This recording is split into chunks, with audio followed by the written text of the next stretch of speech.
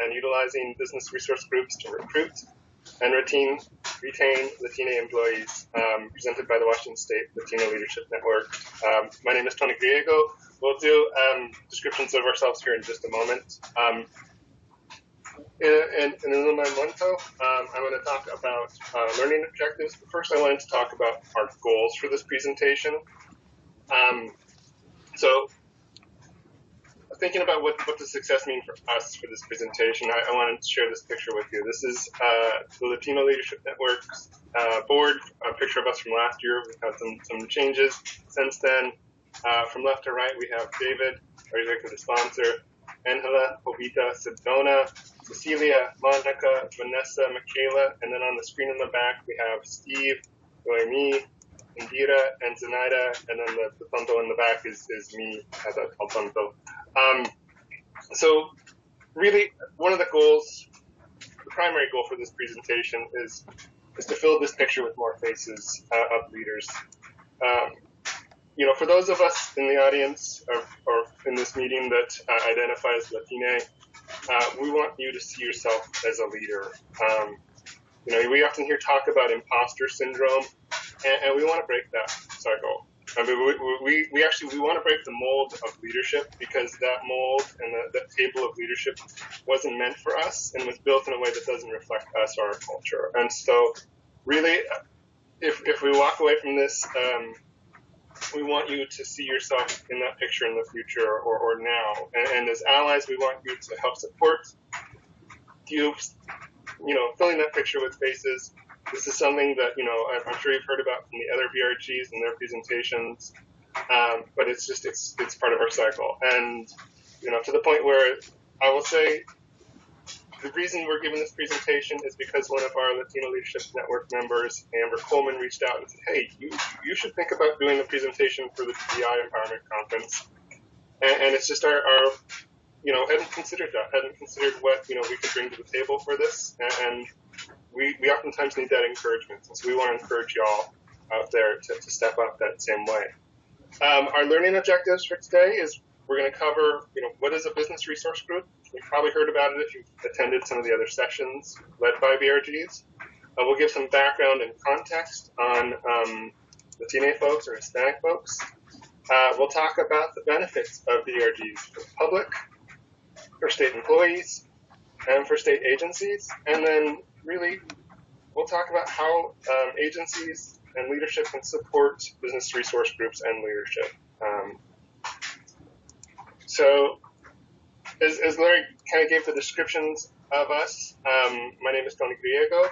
I use the pronouns he, him, and I'm also cool with they, so no offense taken with that. I am Latino Leadership Network's co-chair, and in my day job, I'm Chief Equity and Access Officer at the Office of Administrative Hearings. My visual description is I identify as male. I'm wearing a purple shirt. I have lighter olive skin, short, dark hair, and then a salt and pepper beard that is becoming more salt every day. And as Larry said, I'm learning how to live in the world of rodeo as our son pursues his dreams of that. So I also have to mention Monica is not able to join us today. She's on leave. But we do want to highlight her because she helped with the development and overall creation of this presentation. And while she's not able to speak with us on the presentation, her work and dedication to this work was invaluable and really played a big part in the presentation itself. Herminia, I'll turn it over to you for a moment. Hello, my name is Herminia Esqueda. Hola, mi gente. Buenos días. She, her, pronouns. I identify as female. I have black hair, or salt and pepper, as Tony described it, with a little gray highlights, curly, wavy, long earrings, purchased from a Latina-owned business, hot pink blouse with hotter pink embroidery, Mexican embroidery on the blouse, also known as Lita to my nietos and nietas. Back to you, Tony. Pleasure to be here this morning. All right, thank you, Herminia. So we're part of the leadership of the Latino Leadership Network, which is one of our state's business resource groups. The Latino Leadership Network is a group that strives to provide Latinos and their allies in state governments a place where they feel a sense of community, learn new things that help them in their professions, and meet other fellow state Latino workers. Our mission is through the power of connection, invest, inspire, and serve. And you're going to hear us use different terms today. We use the term Latino Leadership Network, the term Latino, but we recognize that Spanish is a gendered language, and there are many different ways for us to identify. So we mean to be inclusive in our language. We mean to be an inclusive group. So whether you identify as Hispanic, Latino, Latina, Latine, Latinx, Chicano, Boricua, however you identify, that's how we want to include you. And we recognize that, the way that we refer to our identities work and we refer to ourselves also evolves over time. So please recognize that we mean this to be inclusive. We don't try to be exclusive in the language, but again, language is ever evolving, and Spanish is a gendered language, so we work within those confines a bit. And so please, we mean this to be inclusive, however you identify. And if you identify as an ally, welcome. We love you too. So hopefully you've attended some of the other DEI empowerment sessions, so you have some background on business resource groups. But for those of you, this is your first session. These are statewide groups meant to bring together groups of employees who and their allies who have a common interest or characteristic. So ours happens to be Latino or Hispanic background, again, however you identify in that. Each BRG has a charter, a mission, goals, and bylaws, and we bring together the unique knowledge and perspective to help with public service, to help with the business needs, to help with recruitment, however we can be of service, essentially. We're coming up with new ways to help all the time. So that's the background. I'm going to kick it over to Herminia now.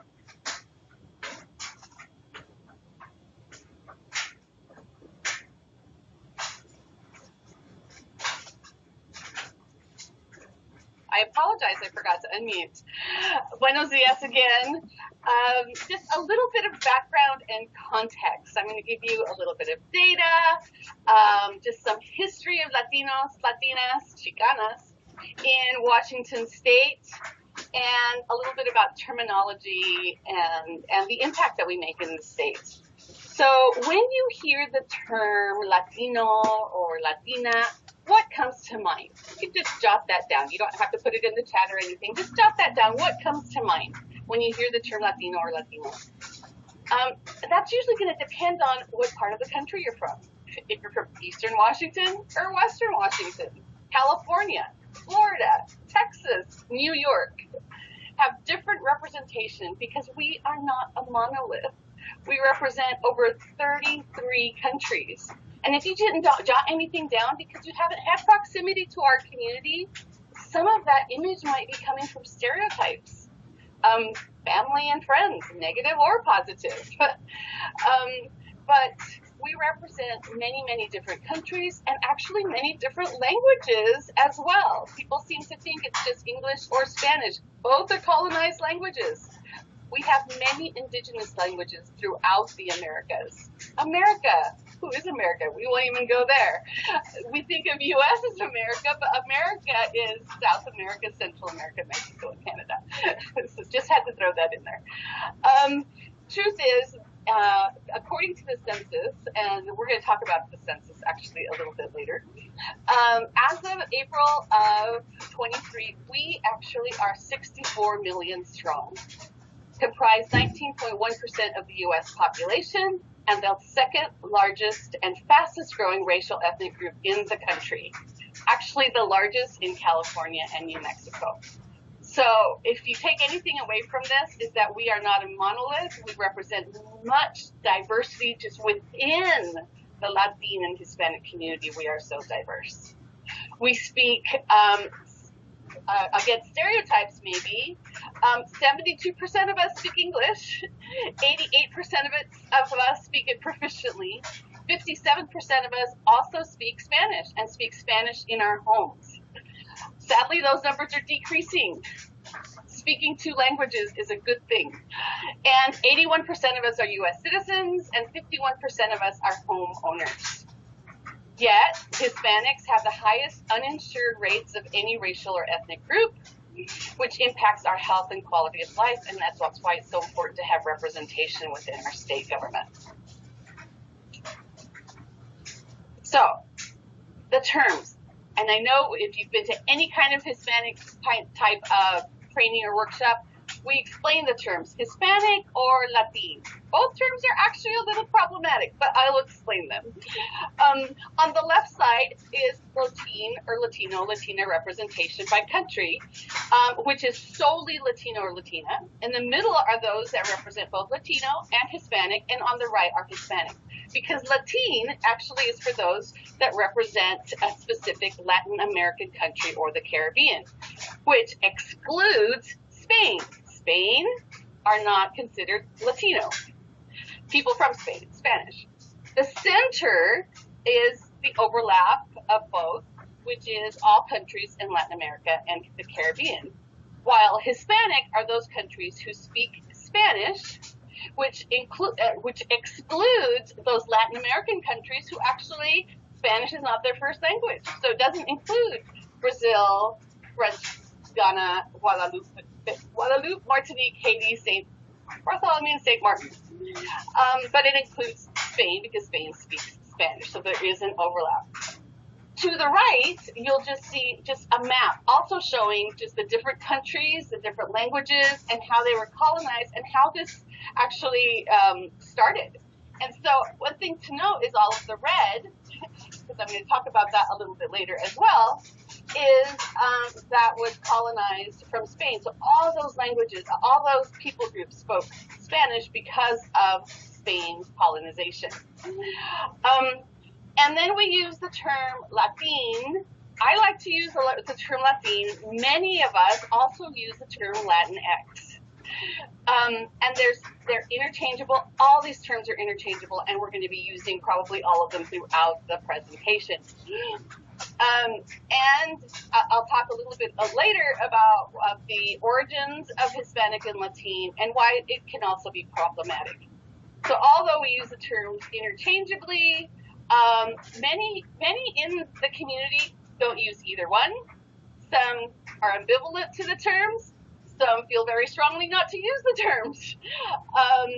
And actually, if you speak to people from our community, most of us actually identify with our specific ethnicity from our specific country of heritage. So that could be Mexican, Puerto Rican, Cubano, Guatemalteco, Hondureño. And so if you speak for people, especially immigrants from those countries, they will not even use the term Latino or Hispanic because this is really a U.S. term, and I'll talk about that later again. And I also want to note that we have been here since before the Treaty of Guadalupe, and that's where you see that Spanish language was actually in the United States.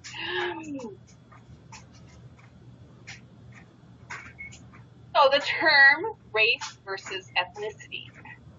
So this has a long history too, but race is talking about the identity or social group based on a physical characteristic. And Hispanic is not a race. Ethnicity is about the social group based on that cultural characteristics, our language, our values, our heritage, our history.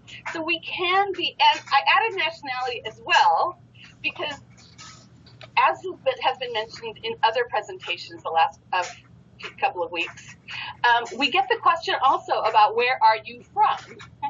And so people, our nationality is the U.S., so we will respond. Most of us will say, I'm from the U.S., born and raised, 5th generation, U.S. American. But my ethnicity is Mexican, proudly Latina, Chicana, Tejana, from my family's background.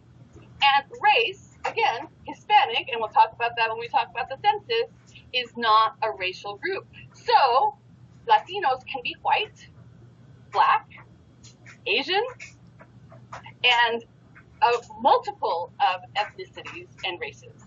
So the reason why it was very intentional not to be a race is because the U.S. Census in 1930 actually tried to make Mexican a race.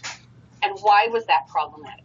Mexicans arose and said, no, we do not want Mexican as a race on the U.S. Census. And this has history.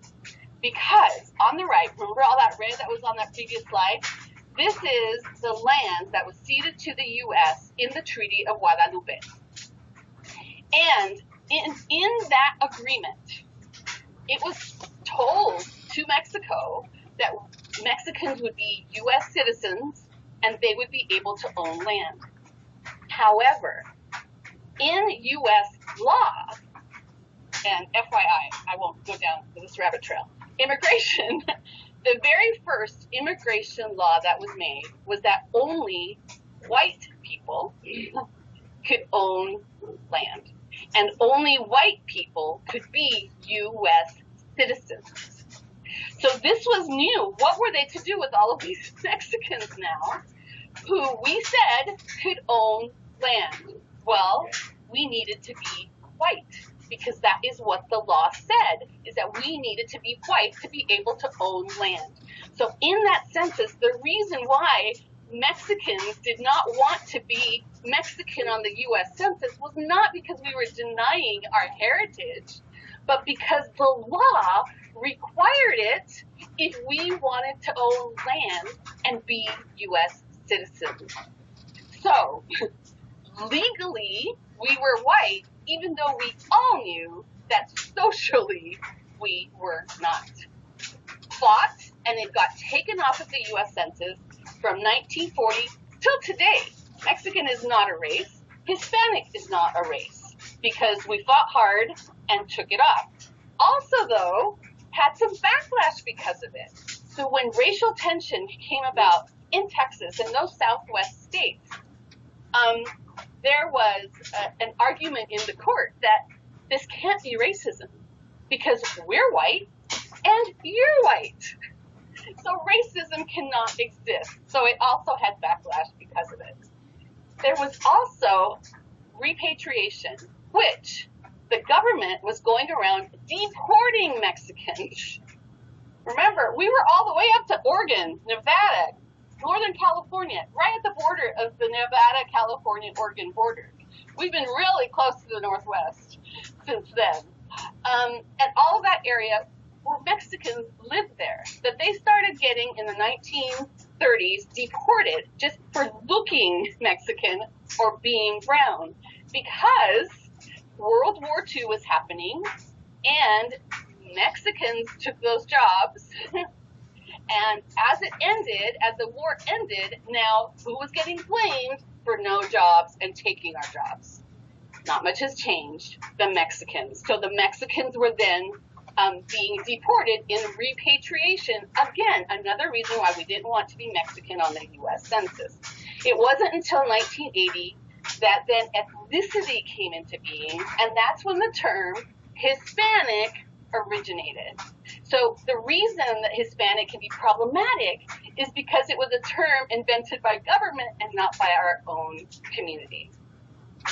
In the 2000 census, then Hispanic Latino was added, and again, a term used by government and not really by our own community. And had specific options about Mexican American, Chicano, Puerto Rican, and Cuban.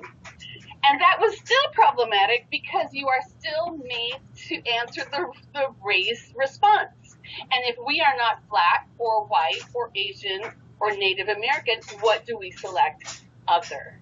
And there begins the othering, which we do not like in belonging. And so for the first time in 2024, something passed that in the 2030 census, there will now be a question that asks what race or ethnicity are you with a long list of options? Hope I didn't take too long on that slide. Just trying to educate you. And I sometimes just overdo it. Probably a full presentation on every single one of these slides. So Washington State, again, a picture of U.S. Census data, a map by county of the majority ethnic or race group for that county. Majority in orange is still white.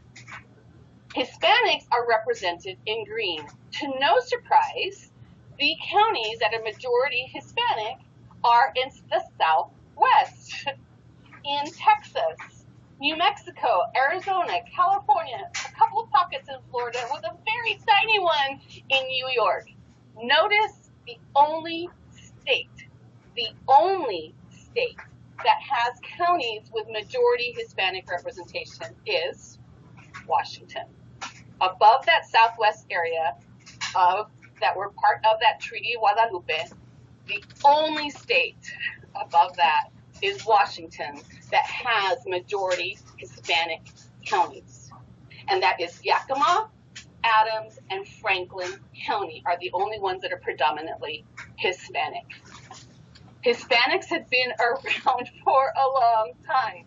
And those of us in Eastern Washington have seen the changes that have happened, know the stories of your families, of how they came, similar to my story, even though I grew up in Idaho, have a very similar story in that I was born in Arizona, grew up in California and Texas, but via migration, not immigration, migration, myself and my cousins got in the back of a potato truck and traveled from the farthest point of Texas, the Rio Grande Valley, Alamo, Texas, all the way up to southeast Idaho, Rupert, Idaho, on the back of a potato truck. We had a mattress put back there, and it was fun. Nobody told us that anything was wrong with that, and enjoyed our journey up to Idaho, where I grew up. Many of these the families that settled in Eastern Washington came the same way. Yes, Idaho potatoes. My parents worked at J.R. Simplot after they worked in the fields, which again is very common for our families. Starting out in field work, as we settle in an area, as the families that settled in Washington and my family that settled in Idaho, we then moved on to working in plants, in potato plants, apple processing plants, and continue that journey of settling and making this our home. So I just wanted to highlight that as to the importance of us as a state agency to pay attention to the Latino community. And again, a lot of history and an entire presentation on our impact in Eastern Washington in agriculture, and now as our children are going to college and we're attending college and gaining state jobs, we'll talk about that a little bit later about our demographic and the potential for our community as state employees.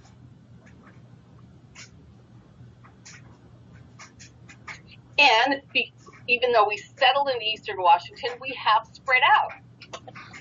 And one quick story about Eastern Washington is that one of the reasons why we even began going to college was a Black student union group at University of Washington in the 70s decided to recruit throughout Washington state.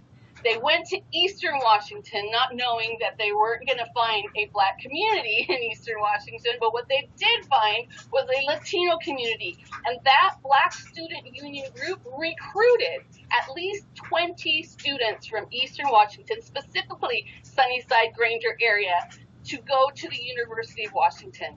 Much of the history that I share in other presentations about Eastern Washington comes from the work of Erasmo Gamboa, a professor at University of Washington who was one of those students and shares and kept this history of Eastern Washington and the impact of what we can do as communities of color when we band together, as all of us band together to support all of our communities to reduce disparities. So we have an estimate of 1.1 million Hispanic Latinos in Washington State. And from this map, you can see that the darker areas are where we have more or larger communities, Latino Hispanic communities. And to no surprise, Yakima, Adams, Franklin, Benton, but also all the way up north to Okanagan, Chelan. And we know what's there is agriculture. Families went to work in agriculture and have settled with their families, but have now grown and moved some to Western Washington, as you have seen with many of the Latino state employees that now live and work in Western Washington. So I want us to think about how can we proactively recruit from this growing Latino population, the fastest growing group in the U.S. that has a large area in Eastern Washington that should be tapped into and throughout the state as state employees, and as we go on in our presentation, the benefits that we have to offer and how we need to share this information through BRGs to support one another in our community. Because we are multi-generational and our population keeps getting younger and younger. 81% of U.S. Hispanics are U.S. citizens, as mentioned before. And 1 in 5 of us have bachelor's degrees. I won't tell you my age, at my midlife age, just completed my master's degree last month. So we are wanting to advance, wanting to better ourselves, are finally seeing our potential and going to school and being educated. Our median age in the U.S. is 37.8. We talk about those baby boomers. How are we going to replace them? The job market that, how are we going to have be able to recruit? Well, Hispanics, the median age is 29.5 and 21 for Hispanic-born U.S. citizens. A little bit more data about our workforce in the state of Washington. We are here as state employees. How are we represented in our state government? Although we comprise 14.5% of the population of Washington state, we only are represented at 7.2% at the executive branch level in state government, 4.9% in administrative jobs, and you can see the gap on the right. We have improved. We've gone from 5% to 7.2%, but there's still a big gap between 7.2 and 13.4%. So we have a long ways to go. And yes, we should be teaching all of this in our schools, especially in Eastern Washington, so students can see their own history. Thank you. Challenges of Latino employees. So as part of a BRG, we can ask other agencies to help us gather the data, tell our story. And so we asked for a survey, I think it was through OFM, Tony can correct me, to do a survey of our Latino employees. And this is what they are saying. There are challenges in state government for our community. 1 in 5 felt that they had been paid less or passed over for promotion because they were Latino. 1 in 3 felt that they were experienced discrimination in the workplace. And how frequently have they experienced insensitive or offensive comments? You'll see by the chart from 16 frequently, 86 occasionally, 80 rarely, and 74 never, thank goodness. Also, an entire presentation could be done on the gender pay gap. For Latinas, for every dollar earned by a white non-Hispanic man, a Latina woman earns 57 cents. And you would think that, oh no, not in state government, because we are all paid on this system that should be fair from A through M, right, for our salary range. However, I would love to see a survey or data collected on average wages for Latinas in state government, because then that will represent what positions they're holding and then what salaries are actually being represented within Latino women and all women on honestly. So, challenges also in advancement and recruitment. So an entire study was made from the point of application, recruitment, application, referrals, interviews, to actually offering the job and getting the job. Where were we? Out of the 100% of Latinos that applied, 57.8 were found eligible. There's a question there. Do they not know how to fill out the application correctly? Do they need assistance? Is it because they were not qualified, or was it because they really just didn't know how to fill it out? How many were referred? 56.6%. 22.1% were interviewed, and 7.6% were offered, and 1% were hired. The largest gap between who is referred and who actually gets an interview, and a pretty large gap, though, between who gets interviewed and who actually gets offered the job. When they're offered the job, the majority do take the job. So there's much work to be done. I know we want to be an employer of choice, and we are working on those recruitment, hiring efforts, but be aware of this as you're hiring, so that you're getting rid of those things that you jot down when you think of a Latino. Unconscious bias around accents, around the way that they tell story when they share, instead of being as articulate as some people think we should sound or be in an interview. The BRGs are a great place to get support in how to navigate this. Again, we'll talk about that some more later. So now I'll pass it to Tony. Thank you, Herminia. I'll say that the survey that was mentioned was actually put together by the LLM Best Practices Committee. And so that was something we did to really start to take a look at that information and the impacts on our community. So you have the context. Now let's talk about what are the benefits? How can BRGs help with recruitment and retention of Latino employees and also other employees of color? As mentioned before, we have multiple BRGs. So that really the starting point is that business resource groups are designed to help improve the effectiveness of state government as an enterprise. So our purpose is to help improve services, help the state be more effective. Part of that is by being an employer of choice, but we do that by having numerous different types of training. We provide feedback and collaboration with state agencies, and really it comes from the place of we as state employees aspire to the same ideals of public service. We want to serve our communities and seek to have that positive impact. Also, we're Washingtonians. This is our home also, and so we are customers and want to improve services as well. And so we're going to cover some examples of those benefits to the public. So the first I want to mention is the Substitute Senate Bill 5304 work group. This was something that was put together based on legislation and led by the Department of Social and Health Services.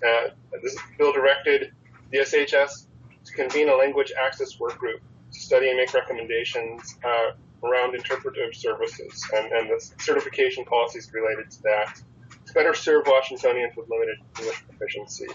And the bill required the DSHS and be inclusive with this work. They include stakeholders, community groups, partner agencies, and it also included business resource groups. And that meant that we had a seat at the table. We were able to provide information that helped inform the eventual recommendations and reports to the legislature.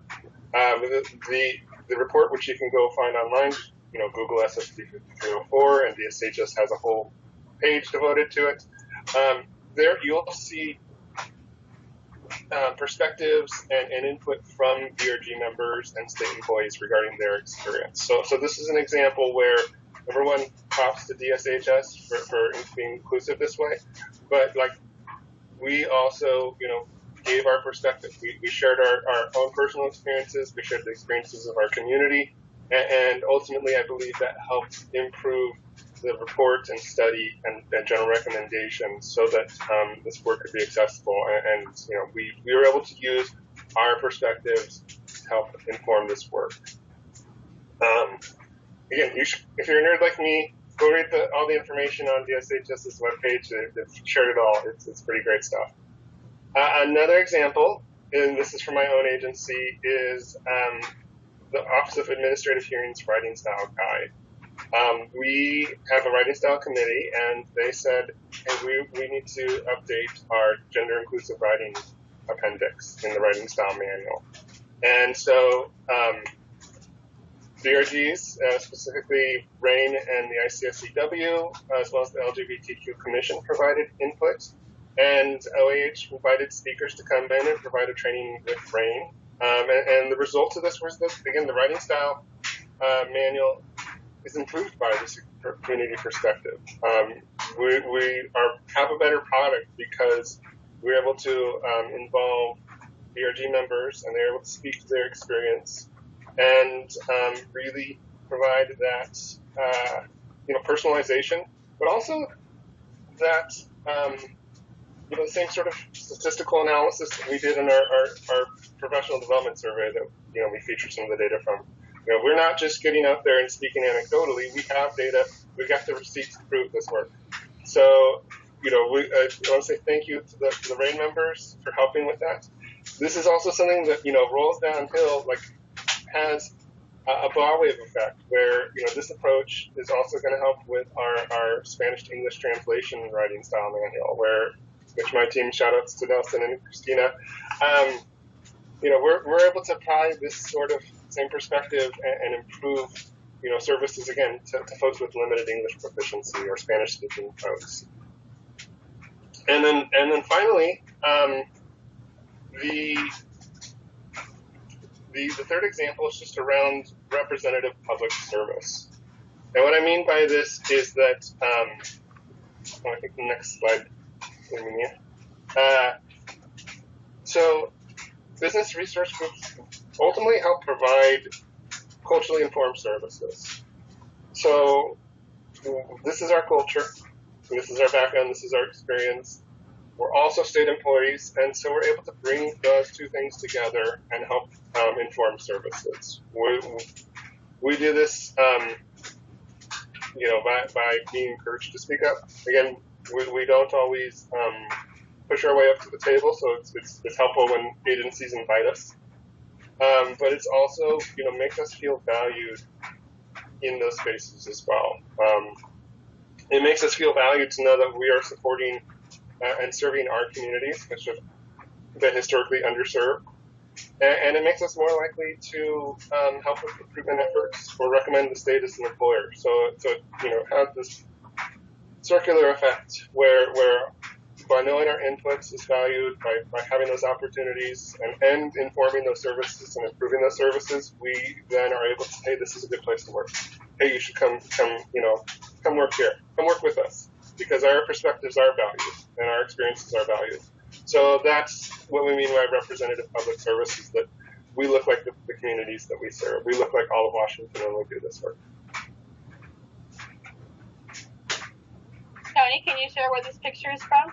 Oh, yes, thank you. This is,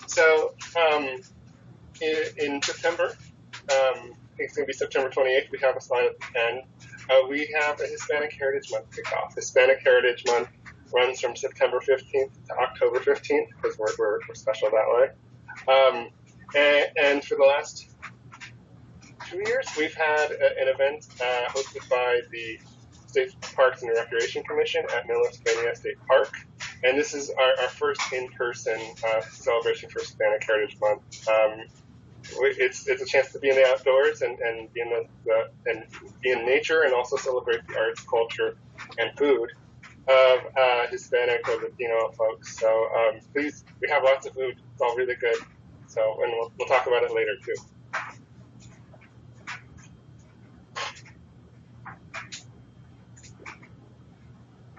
So, benefits for state employees. Why should you participate in a BRG? As Tony has shared, it's a place for networking. I'd love to be in our space. Even though we are so diverse, of course we have many things in common. We love to talk.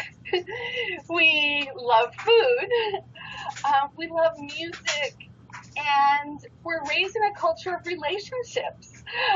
And so this is a time to just network professionally, Build some social capital. We bring in speakers from throughout the community, from different backgrounds and forms of business and government, and can network with them. So again, not to just know the community, but also know the leaders, know the partners that are doing the work out in the community, so that we can leverage that as we lead in our own organizations. And leverage those communities' resources so we're not thinking that we have to always reinvent the wheel when there are people in the community already with resources serving our different communities in Washington. We do have a special time that we have during our general meetings called charla, where we like to chat or have informal conversation. We'll throw out a conversation prompt, and when possible, we like to have one of our groups do their group in Spanish, because we know that for many of us, English is not our first language, and although I am bilingual, Spanish was my first language, and there's something about the sound of Spanish that is intimate, because that is my first language. And how beautiful as state employees that we can go to a space of belonging where we can speak our first language and be our true, authentic selves. So the reason that I like to even open up many times in Spanish is because as we're building these cultures of belonging, we like to use that word, belonging really just means that we fit in. We feel like we're part of something. How beautiful to let somebody know that you belong, even if English is not your first language, even if you don't speak Spanish and you speak a different language other than English or Spanish. By speaking Spanish, we're saying you belong, your language belongs, and we want you to bring your full self to work. Professional development, opportunity after opportunity. Somebody mentioned like mentorship. We don't have a formal mentorship program, but it's because of capacity. We're a very small BRG. It used to be pre-pandemic that a lot of the activities were focused in Western Washington. And as you saw from the map, a lot of our community is in Eastern Washington. I could not participate. The blessing of this being a virtual platform now is that we can all participate regardless of where we sit in the state.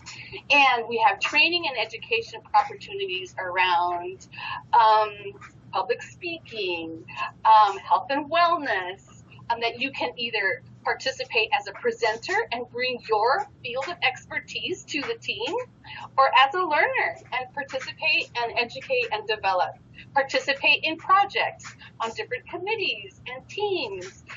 Hispanic Heritage Month, Lunch and Learns. We wish we could have more Lunch and Learns, but again, we don't have the capacity. Giving presentations, skills, and sharing in meetings. Many times we don't have, maybe we come from a smaller agency that you're not able to be involved and don't have these opportunities. Come to the BRG and have opportunities here. And all BRGs, I'm sure, offer these same opportunities as well. To be involved on committees, on work groups, on projects, and in leadership. What a great way to learn and practice in a safe space, doing presentations, facilitating meetings, leading a team. This is one of our in-person teams. And honestly, I wasn't in any of them because I'm in Eastern Washington and couldn't get to Western Washington, but I love that we are able to have some in-person activities as well.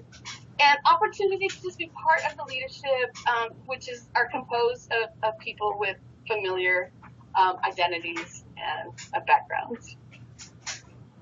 The other thing that it helps, Tony talked about imposter syndrome earlier. This networking and development and relationships helps us also help each other navigate systems that were not created for us. Navigate institutions that were not designed for us. I don't like the term imposter syndrome because I think it's a term that says that you're somehow a fake or feel like a fake. You're not a fake. You belong here. You completely belong here. And if anything, we are meant to stand out. We are each unique. So we are not imposters. We are disruptors of the status quo. And so I think providing this space with the BRG creates confidence so that you can go back and say, no, I'm not an imposter. I am uniquely made, and I have skills to offer, and I have seen that I can use those skills, and I'm going to go stand out and give you the confidence to go seek that journey and seek that career path that you want. As we encourage one another and support one another and give each other confidence, and because you have a voice. Another term that I don't like is voice for the voiceless. We all have a voice. We want you to use your voice. This is why it's important. Representation matters. We are a community that is used to navigating these different spaces, navigating within our space of culture and navigating in these systems that were not created for us.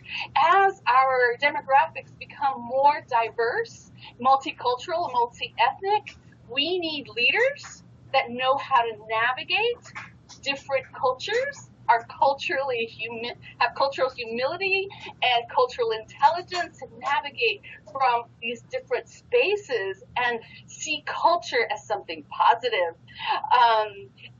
And we offer this as a community because we've been doing that, interpreting for our parents, navigating systems, medical systems since we were children, and understand how to navigate government and institutions.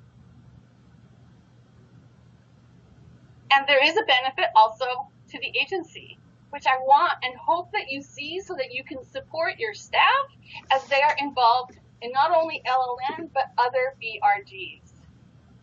We are, as Tony mentioned, engaged in our community. Because our community is so relational, we are involved and have a feeling of what is happening in our community, the issues that impact our community, from healthcare to education to justice system, because we have family and friends that are impacted by the disparities in those institutions. So we're not only state employees, we bring this wealth of experience and knowledge and lived experience to the lens that we see the world. So we are informed community members in a time when we're trying to seek funding to get more engagement from our community to hear their voice. We have staff that know our community as well. And if we don't have staff that are so informed about our community, we need to hire staff that are more informed so that there's representation and knowledge and lived experience that will help us do our job better. And again, reduce disparities. And they help with recruitment. I know our BRG and many other BRGs advertise agency recruitments. We especially like to advertise those bilingual recruitments. Yay for bilingual positions. And our resource for interview panels. As you seek to make your interview panels more diverse, be more aware of your bias, have representation, have people that have a different lens so that it's not just this one voice sitting at your interview panel table, to utilize us and BRGs as a resource to you for interview panels and recruitments. And as mentioned, leadership development. Look at our beautiful leaders. Developing and seeing how beautiful to see when you volunteer and start developing as a leader. You're going to get promotions because you're developing skills. I think probably every single person has received some kind of promotion because they've been able to practice those leadership skills and develop those leadership skills. So as an agency, look out to people that are involved in BRGs that are developing their skills intentionally and voluntarily. And just a great way for you to get to know your own leadership style. And how beautiful to be able to cross-collaborate with other agencies. In no other forum, I don't think, other than our BRG, are you going to interact with so many state agencies. I love to know that I know somebody at Department of Hearings. I know somebody at Department of Licensing. I know somebody at Department of Commerce. And that we can all collaborate and say, oh, I want to take that back to my agency, and be able to be collaborative rather than in these silos within our own administrations.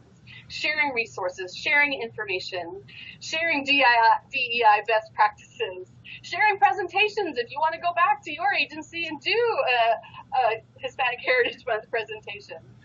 And so I will let Tony speak to any of the work on general membership meetings around the basic income and the hearings as he moves on to our next section too. Yeah, and so these are like opportunities for folks to learn more about work happening in agencies. Your Office of Equity Executive Director, Megan, she came and spoke about universal basic income prior to leading the Office of Equity, which was fantastic. We again, Office of Administrative Hearings featured Spanish unemployment insurance hearings. DOL, Department of Licensing, and your Washington Department of Fish and Wildlife have come and talked about their pro-equity, anti-racism teams and their work. So it's a chance for us to meet each other. I'll tell you that I find there's a lot of strength in learning from between agencies, and so that's an opportunity both for us to bring this information back and forth to our agencies and make a lot of connections. As they say, there's no such thing as a free almuerzo, free lunch. So, the question is, what can you do as leaders, supervisors, and state employees to help ensure that these business resource groups are successful? And we're volunteer organizations, so require support in different ways. The first, though, is really encourage active participation. And I don't mean this for folks that identify as Latino, but also for allies. We're not exclusive. We're happy to have folks join regardless of how they identify, as long as they're on board for helping with this common mission. It's also important to make it safe for folks to take time to attend these meetings. Again, we often put our heads down and do our work and try and remain under the radar. And that's not necessarily conducive to speaking up and saying, hey, I'd like to take an hour, 2 hours this month to attend this meeting, or I'd like to take a couple of hours to help with this project that the group is putting on. The governor's gone so far as to issue Executive Order 2101, which affirms the value of business resource groups, saying that we're integral partners for the state to provide the best possible service to all Washingtonians. All Washingtonians, key piece there, I think. And then the Office of Financial Management and State HR Policy, again, makes this explicit, saying that these groups are open to all current employees who identify as a member of the community or an ally, that participation is considered work-related and a leadership priority, and that participating in these groups, employees should experience no loss in pay, and that they shouldn't be made to use their leave time to attend BRG-related activities. So if you're a supervisor out there and you've said, yes, you can attend, but you got to take 2 hours of vacation time to attend, this is a slap on the wrist for you, okay? I'm going to tell you, people can attend these meetings without taking leave time. They don't need, this is part of their work because we provide value to the state. We help provide services. We help with that growth. When your employee goes to these meetings, they go through this professional development, they learn about themselves as a leader, they bring that back to your team and they make you more effective too. But you need to support us, because they're volunteer-led. If you don't, we're going to wither and die, and then we're going to just fall back into the old models of doing things. So please, encourage your folks to attend. Tell them you learned about business resource groups. Go check it out. We have our sites on OFM's website where you can learn more. We each have our own individual websites, and we have newsletters that they can sign up for to learn more. But if you don't encourage that participation, it's not going to happen. We need to be encouraged to do this work. Again, Amber encouraged us to even give this presentation. I also want to encourage you to say you can participate at a higher level. So encourage leadership level participation. This is what leads to that growth. I have to tell you, you might encourage that leader participation, and then your person is really developed and advances in their career, which is a great thing.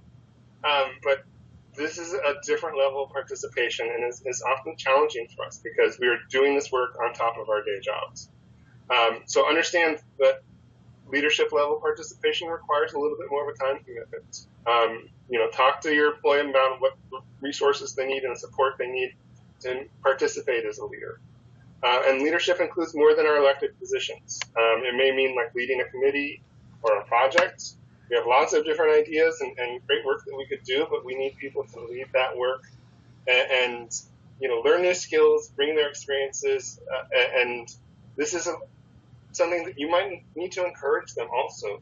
Again, we don't always see ourselves as leaders, but you might see one of your teammates who's attending membership meetings. They're starting to develop as well, but they need a little bit more opportunity for leadership. We don't always get in our day jobs. And this is a way to help them grow. So, you might have to suggest, hey, maybe you should lead a committee. Maybe, we have ways to bring them on and lead in co-leadership so that they're, learning in partnership with somebody else. That's part of us helping them to support them as leaders. But please, supervisors, agency leaders, you gotta tell folks to get out there and do this. If you are an agency leader or supervisor, your attendance, like we see the participation list in Zoom, and when we see, an agency director popping in, even if it's not for the entire meeting, it shows support. It's exciting to see, a director come into the meeting. And honestly, not everybody's going to recognize you because we don't know every agency director or deputy director or assistant director. But some of us do, and when we see your name in there, it's a sign of support, and it's leadership by example. You might also mention in your newsletters, your messages to your agencies as you send out regular messages that you attended a BRG event, and that helps encourage participation. It shows that you value this work and that you recognize the value that it brings to state agencies. And then this is a chance for you to showcase your agency, your work, your skills that's happening in your agencies. This is a chance for you to highlight that work and show that, hey, you might be a great agency to go work for. It can help you with recruitment. Our business resource group members are interested in learning from their peers. We're really interested in finding out what projects are happening.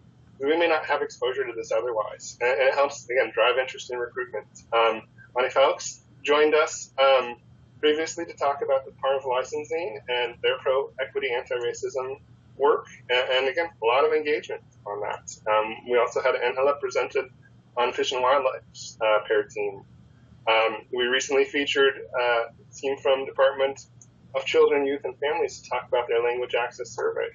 We have a lot of interest in this work, and it really showcases your agency and makes you a desirable agency to work for.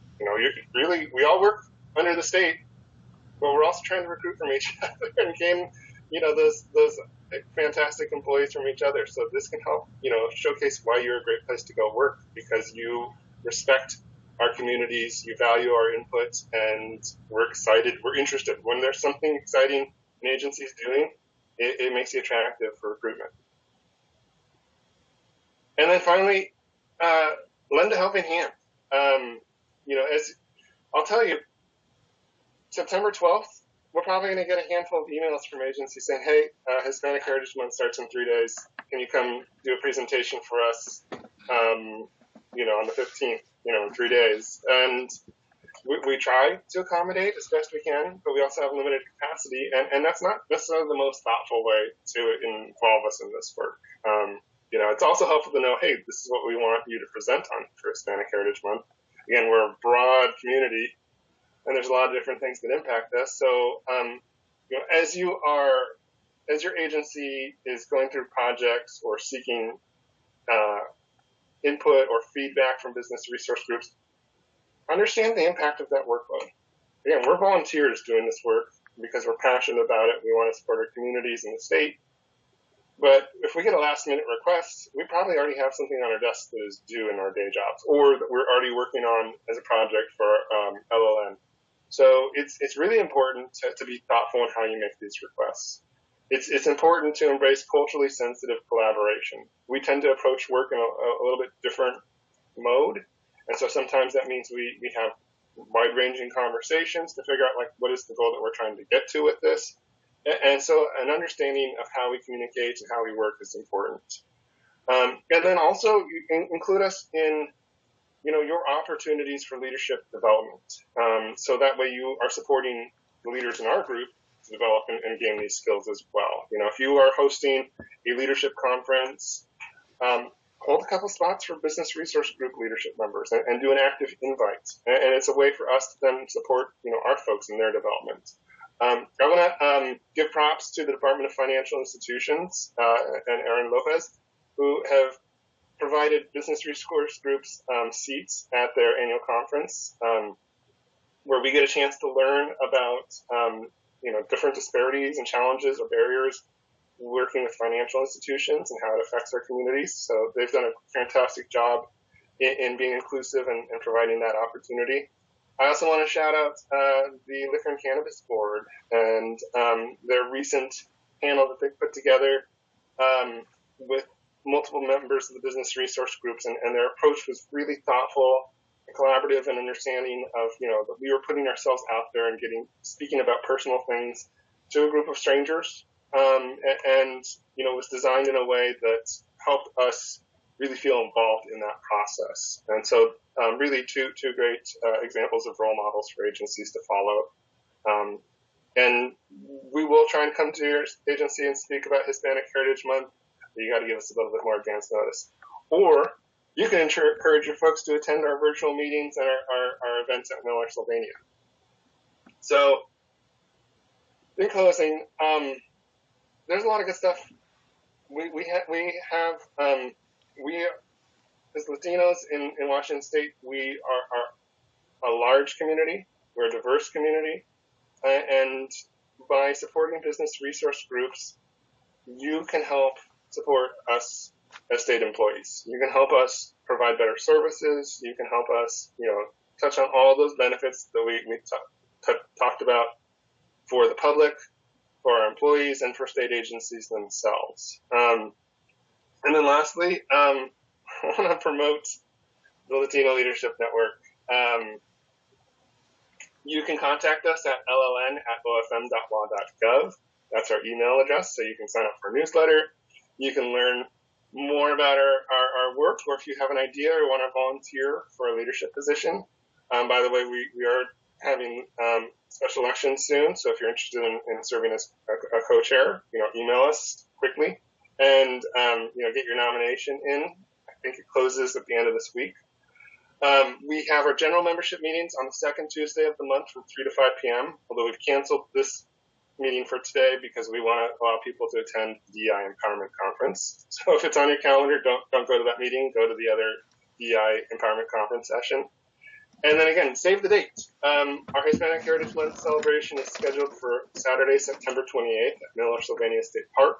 We'll have food, we'll have dance, we'll have music performance. It's been fantastic every year, and this is an opportunity for you to participate. I'll also say one last thing is that to encourage, if you're thinking about should I put myself out there and join as a leader on this team, this is an opportunity for you to work with other Latinos in leadership, which you may not have that opportunity previously in your career or in the future. And this is something where, I've personally had a lot of growth because of the opportunity just to work alongside Alfie Alvarado Ramos, David Puente, Juan Alanis, and Marlene White. Just the opportunity to work alongside those folks as leaders has helped me grow as a leader. And I'm hopeful that you would get something working with myself, but you get to work with Herminia, and I've learned a lot from her over the last year as well. So I think we're ready for questions now.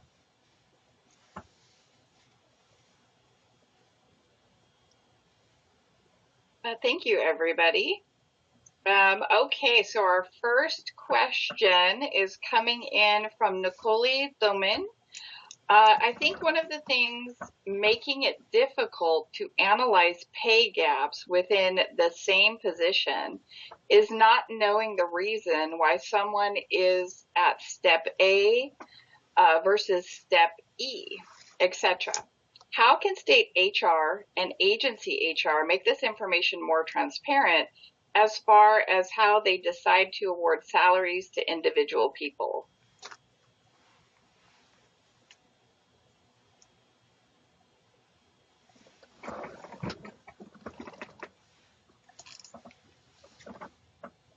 Any of the presenters want to weigh in on that one?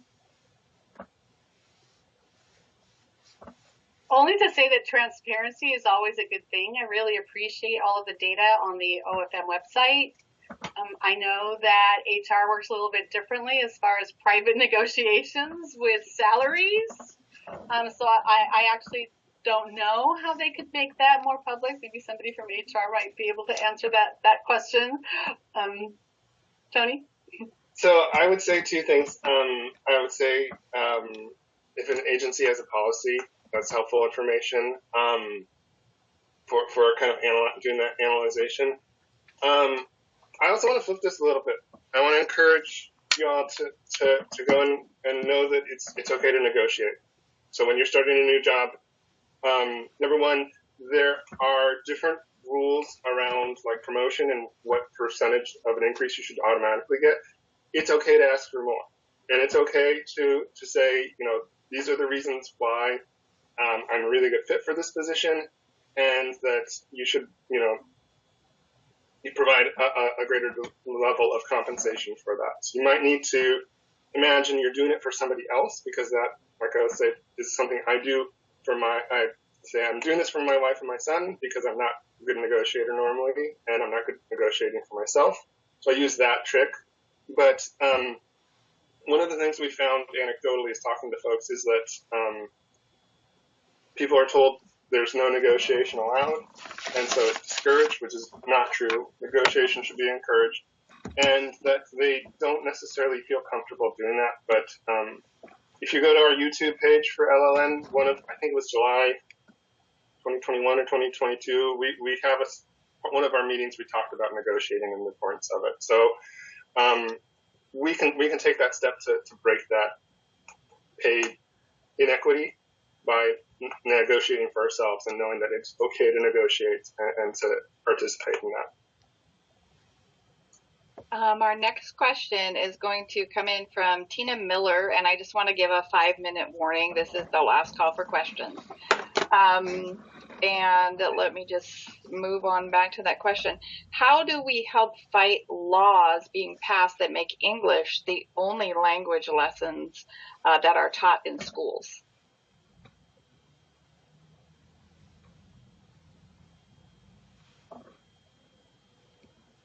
I can only speak from personal experience that dual language is a thing and promotes so much. Only in the U.S. do we not think that dual language and multiple languages is not something that should be elevated and promoted. My own grandchildren in California are in a dual language immersion school and have been helped so much by that. As far as passing laws, get involved. Get involved on your school boards. Get involved on your city council. Get involved when there's legislation.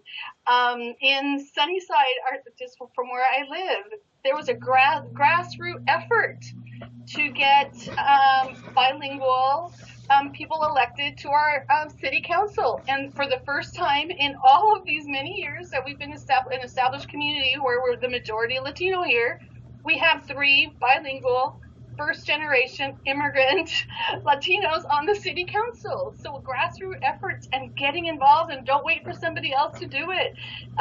Connect with those who are already doing it, or start it yourself. I'll say, is it a slightly different flavor? Number one, learn kind of the history of why our language has been taken away from us. I'm not a fluent Spanish speaker because it wasn't safe for my family at a certain point. And so around my dad's generation, his parents said, well, we're going to start with English because otherwise you're going to get slapped around by the nuns at Catholic school. And so, recognizing the history is an important part of it. I also actively encourage people to go Google Washington State Boards and Commissions under the governor's website and look at how you can be part of boards and commissions for Washington State. Again, we have a session with our YouTube page with Alejandro Sanchez, who's now the Deputy Director for Department of Licensing, talking about how to put in an application for boards and commissions. And that's a way that you can be actively participating in this work and recognizing, again, that your voice in the community is important in doing this work.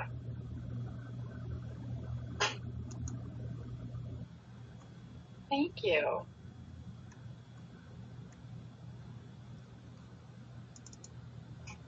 And we are at the mark for our closeout. We're just going to give a moment for that screen to pop up. Awesome. Great. So thank you in advance for your feedback. Our conference coordinators and speakers would love to understand if this content has resonated with you and how we can improve.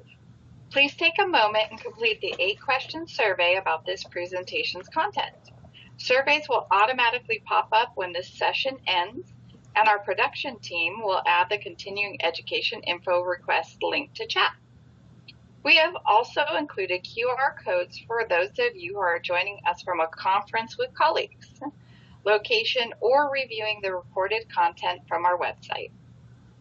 Next up, building an organizational roadmap for equity and belonging with Lou Rochelle Brim-Atkins at 10:30 a.m.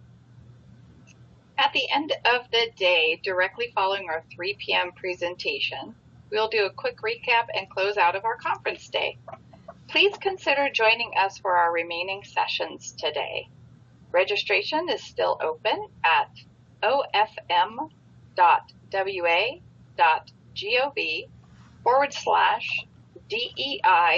conference.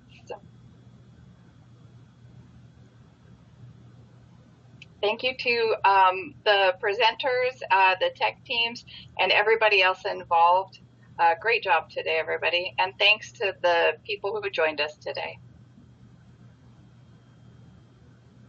And I just ended with the words of the song that you started with today. Vale la pena.